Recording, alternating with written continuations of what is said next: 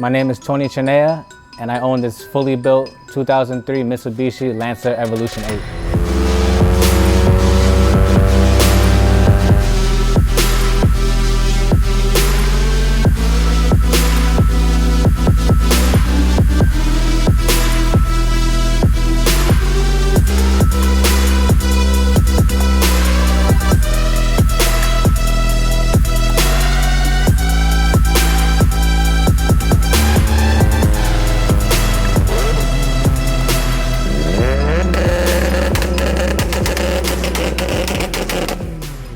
Hi, my name is Chris. When I'm not in the garage working on my cars, I am going to be traveling the world in search of the best car builds out there. The whole point of this is to bring you guys these amazing builds to your living rooms and show you all the details and stories behind them that you won't just see on social media. Sit back, relax, and enjoy car builds. So my passion for cars pretty much grew up like my father was into them heavily as a kid. I was pretty much always with them, so I was always around them. From his liking the muscle cars, which I wasn't too fond of growing up until I got into high school. Started watching Initial D, with the older Evos, and one of my close friends growing up in Jersey, I went to high school with him. He had a Evo 8 at the time, and a few other people in town had them. Pretty much, it all started from pretty much my friend having one and getting into riding it and all that stuff. That's what pretty much got me to be like, yo, this car is dope. I need one of these one day.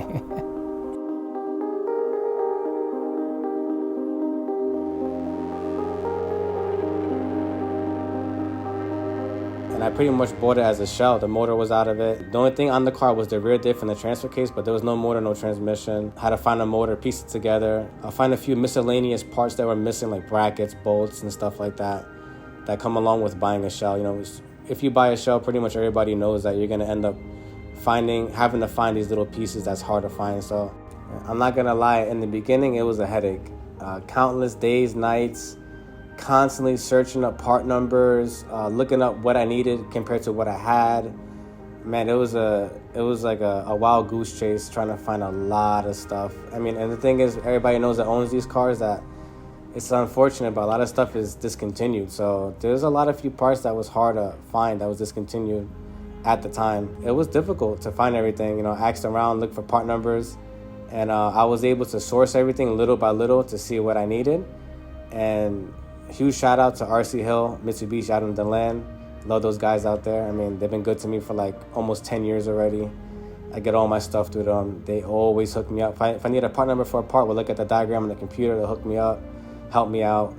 But yeah, it was a pain in the butt in the beginning trying to source everything. But I told myself, if I was gonna do it, I'm gonna do it right, or just don't do it at all. And like literally every nut, bolt, sensor, component on this engine on this car is literally brand new. From the water pump, oil pump, timing belt, tensioners, pulleys, OEM nuts and bolts that hold things together, and literally everything's brand new, from wheel bearings to obviously the oil cooler, which you want to do anyway. If you do run one, you always want to put a new oil cooler regardless. That's a no-brainer. But even the bracket for the oil cooler, everything's literally brand new in the car. The alternator is an OEM Mitsubishi one before they stopped making them a few years ago. It's a brand new OEM Mitsubishi alternator. And like I said, the motor, knock on wood, has been solid with almost 9,000 miles on it with not one issue. So.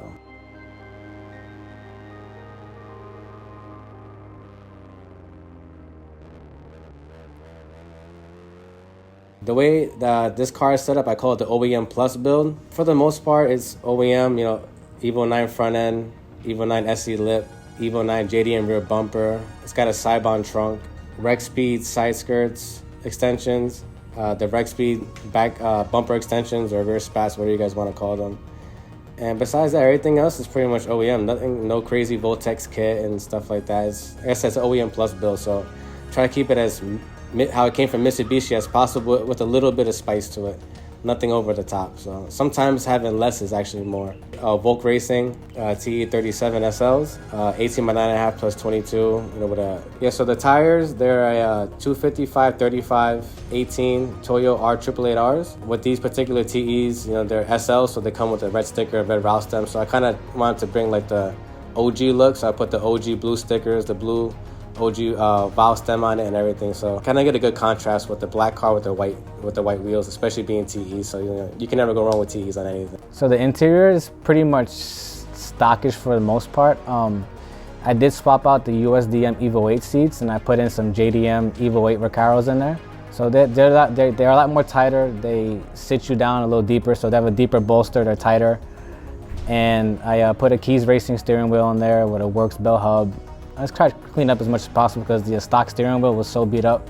It's an 18-year-old car, so I had to get rid of it eventually. And it's hard to find a mint OEM steering wheel, so I just got an aftermarket one. And I put the Evo 9, the faux carbon fiber, the fake carbon fiber trim across. And just clean up, new panels, new center console, new OEM stuff. I'm a firm believer of OEM. So I just cleaned it up inside with OEM things to try and clean up the interior. Wanted to take a quick break on Tony's amazing Evo 8 build to announce something I've been teasing around on Instagram, and that is a new build for the channel. It's actually already here behind this garage door. I'm gonna play a small sound clip just so you guys could guess in the comments what car we got for the next build.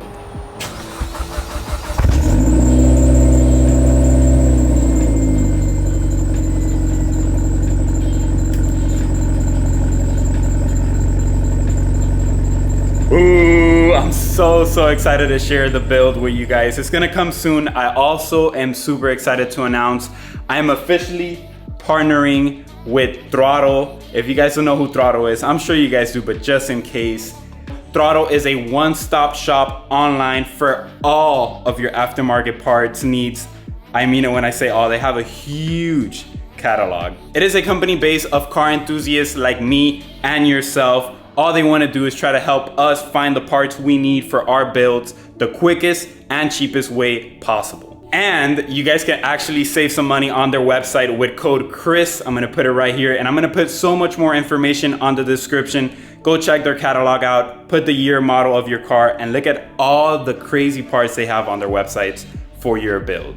Anyways, to continue with Tony's build, I asked him what was done to the engine, and this is just insane.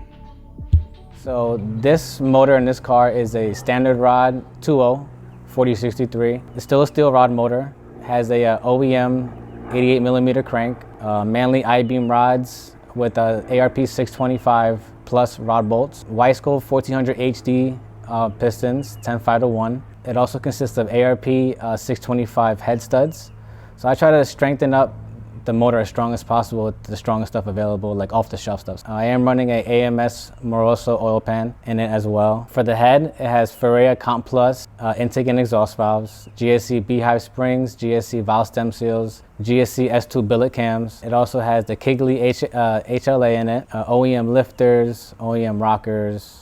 I mean, I said nothing is crazy in this car, all off-the-shelf parts. A mild port and polish head, nothing CNC ported. The basic hand port and polish on it. Ported throttle body by Kurt Brown, both 65 millimeter to match. And I am running a ETS divided, aka twin scroll turbo kit with a Precision Gen 2 6266 with a 1.15 hot side. Fueling system has two Walbro 450s in tank, FIC fuel rail with a dash 8 feed, dash 6 return, with the fuel lab pressure regulator, FIC 2150s.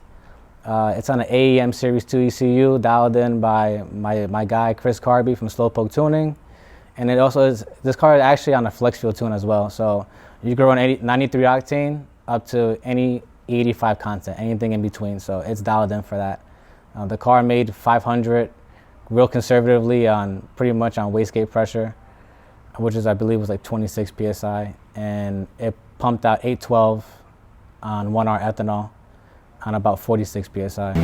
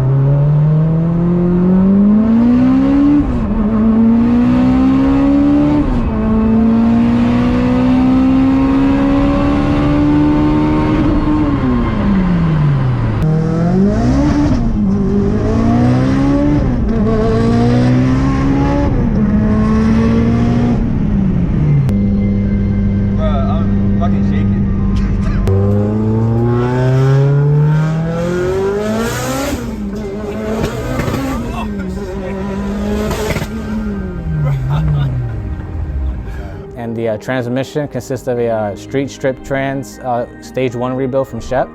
So they pretty much, it's still a synchro trans, obviously no dog box, nothing like that. They just strengthen up the OEM gear set and do a few things in there. So, and I still have the 453 final drive in there, and I did an Evo 1 first gear set in it. So it's got an Evo 1 first gear. The Evo 8s and 9s, they have the same second gear ratio, so it's the same thing, but it's an Evo 9 first, and then the second, third, fourth, fifth, they're all Evo 8 with a stock final drive. And I also have a Shep Stage 2. They call it like the bulletproof TKs. It has the upgraded Stage 2 ring and pinion gear in it, and a Wave Track LSD in it. Yeah, the exhaust is my favorite, hands down, on the Evo and a lot of other platforms as well. I have the Tomei Extreme TI catback with the Tomei test pipe as well. Obviously, anyone that knows Tomei knows they make nothing but titanium exhaust. So, and it is hands down my favorite by far. Now, a question I did ask Tony was, can you daily an 800 horsepower Evo? Can I daily a 800 horsepower Evo? Sure. I mean, I don't see why not. I mean, this car in particular has all the full creature comforts, the little that we have from Mitsubishi, but I do have AC in the car, power steering, heat, full interior. This car can definitely be dailied for sure. Do I do it? No, because my commute to work is pretty far and stuff, but yes, this car can definitely be dailied. I put my 2 daughters in it and my fiance all the time, and this car has been pretty far with 0 issues with that much horsepower. Another thing I was actually curious to know was, why an Evo? Out of all the cars there are in the world, why an Evo 8? This car is just so well known in any platform of racing. I mean, you could throw it in the street, you know, on the drag strip. Obviously, it was built for rally racing, time attack, autocross, road racing. You literally throw it in any kind of racing, and it's going to be a competitor, and it's going to be a top contender for sure. And throughout the years, you know, between watching them and being in them and seeing what they've done and what they're continuing to do today, has been nothing less than impressive. So that right there gave me the motive and the passion to one day hopefully build one. That is going to conclude our first ever episode on car builds. Please let me know what you guys think of this type of content. This is the first time I ever posted something like this, sort of like a short film. Be a critic. Tell me what I could do better. Tell me what I should post. Tell me what you guys want to see, because at the end of the day, this is for you guys. I do enjoy it, and it's for me as well, because I'm truly passionate about these builds and these cars, what people go through just so they can have their dream build. To me, it's just inspiring, and to me, the story is the part that I like the most, believe it or not. I'm gonna end this video with one question, and that is going to be, what should be the next build we feature on the channel? It could be anywhere in the world. Leave it down in the comments. Like always, keep grinding, stay safe, and I'll see you guys on the next one. Take care.